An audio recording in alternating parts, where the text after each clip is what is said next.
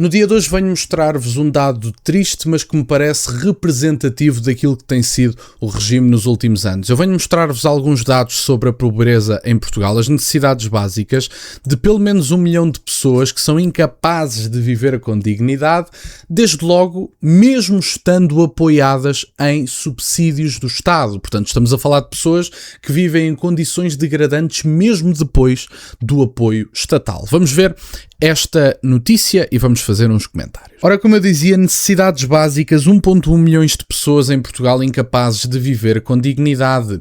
Mais de 1 milhão de pessoas vivem atualmente em situação de privação material e social em Portugal, apesar da ligeira melhoria registada face ao ano passado, segundo dados oficiais do Instituto Nacional de Estatística, o INE.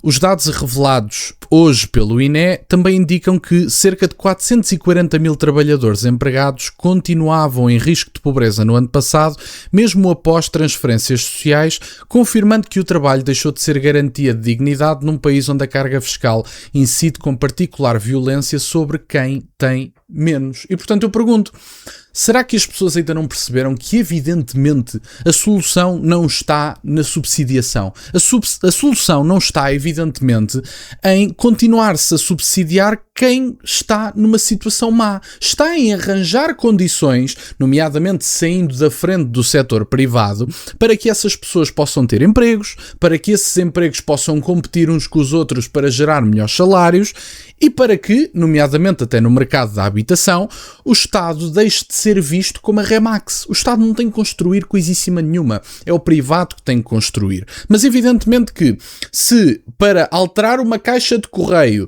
tem que se esperar 1 ano ou 2 por uma autorização da Câmara, posso-vos garantir que as construções não vão continuar. Posso-vos garantir que, se continuarmos a permitir a entrada massiva de imigrantes que nos estão a substituir na nossa própria casa, não interessa a capacidade de construção que um país tem, porque vai haver sempre mais procura do que oferta. E quando isto acontece, adivinhe-se, veja-se bem, pode parecer chocante para pessoas que não conheçam as leis do mercado, nomeadamente à esquerda, se há uma procura maior do que a oferta, o preço sobe. Não é propriamente chocante. E, portanto, podem vir com a converseta dos tetos às rendas, que a única coisa que vai gerar é cada vez menos oferta no mercado e cada vez mais alto o preço das rendas, porque é evidentemente um contrassenso fazer isso mesmo. E, portanto, obviamente que a maior parte do problema em Portugal é o Estado português que o traz, porque é ineficaz, é demasiado grande e toda a gente sabe que eu não sou contra o Estado, genericamente falando, não sou. Acho que o Estado tem funções e que as deve cumprir, desde logo, por exemplo, na definição das linhas. Eu ouvi um vídeo muito interessante do Friedman, que ele dizia basicamente que, e é verdade, quer dizer, não há nada de natural na delimitação da propriedade privada. Ou seja, ele deu um exemplo muito interessante que é, na vossa propriedade privada, quando é que é violação do vosso espaço da propriedade privada? É quando um avião passa a 500 metros acima da vossa casa ou a vários metros de altitude muito superiores a 500? Quando é que isso acontece? Não há nada de natural propriamente dito. E esse é um dos papéis do Estado, definir as regras da propriedade privada, quais é que são, qual é que é a linha. Isso é importante. Agora, se não cumpre as funções mínimas, quer dizer, porque é que haveríamos de lhe confiar funções mais complexas do que estas? Lembrando que o Estado português não sabe quantos funcionários tem. Portanto, é preciso perceberem que qualquer empresa, por mais pequena que seja, ou melhor, no sentido oposto, por maior que seja, sabe mais ou menos os funcionários que tem, às vezes está em situações de contratação, de despedimento, etc. Pode haver alguma dúvida, mas tem sempre uma margem. O Estado português não sabe quantos funcionários tem. Portanto, é para perceberem a eficácia do Estado português, e se não tem noção destas coisas mínimas, como é que há de ter noção de coisas mais complexas? Em termos concretos, a taxa de privação material e social recuou 11% em 2024 para 10,2% em 2025. A descida relativa será, contudo, menos relevante em termos absolutos. Com efeito, no ano passado, essa taxa de privação corresponderia a cerca de 1,1 milhões de pessoas numa população próxima dos 10,75 milhões de habitantes.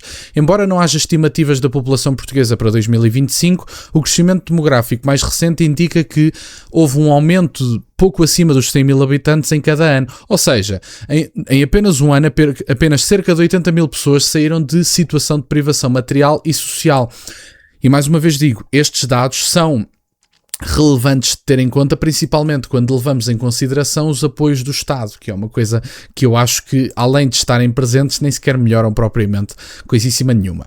Estas necessidades incluem conseguir pagar uma despesa inesperada, manter as contas de casa em dia, assegurar uma alimentação adequada e a casa aquecida, ter férias fora de casa uma vez por ano ou dispor de bens essenciais. Incluem também condições pessoais mínimas, como poder substituir roupa e calçado, gastos, ter algum dinheiro para despesas próprias, participar em atividades de lazer, conviver regularmente com familiares ou amigos e ter acesso à internet em casa. Trata-se assim de um indicador que mede carências reais de vida e não apenas baixos rendimentos. E este indicador é importante porque às vezes associamos apenas à ideia dos baixos rendimentos, mas não levamos em consideração nomeadamente a subida dos preços, portanto, a subida dos preços da renda. Imaginem, antes havia alguns indicadores que davam nota de que com este rendimento em específico e abaixo deste rendimento temos pessoas em situação de pobreza.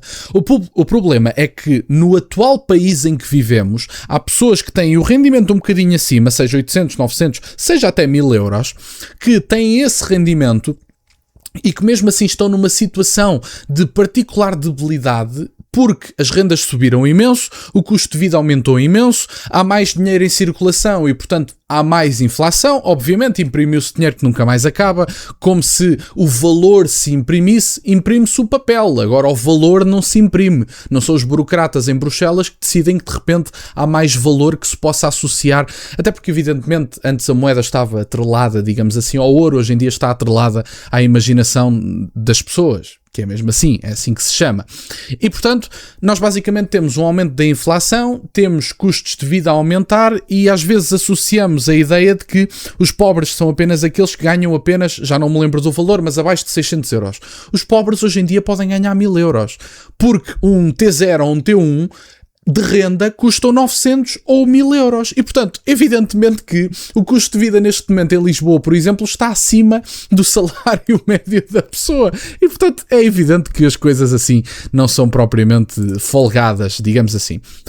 A ligeira melhoria nacional esconde, porém, diferenças regionais profundas. As regiões Centro-Alentejo e Alentejo representam as taxas mais baixas do país, com valores próximos de 8% e 7%. Todas as restantes regiões estão acima de 10%, com uma situação mais grave a ocorrer nos Açores, com 15,7%, mesmo assim com uma queda de 1,7 pontos percentuais face a 2024. A região autónoma da Madeira também apresenta valores elevados, mesmo assim teve uma queda de 1,8 pontos percentuais face ao ano anterior. Portanto, meus caros, basicamente o que nós temos é uma pequena diminuição, mas ao mesmo tempo temos basicamente 1 milhão de pessoas incapazes de viver com dignidade e muitas delas estão a trabalhar.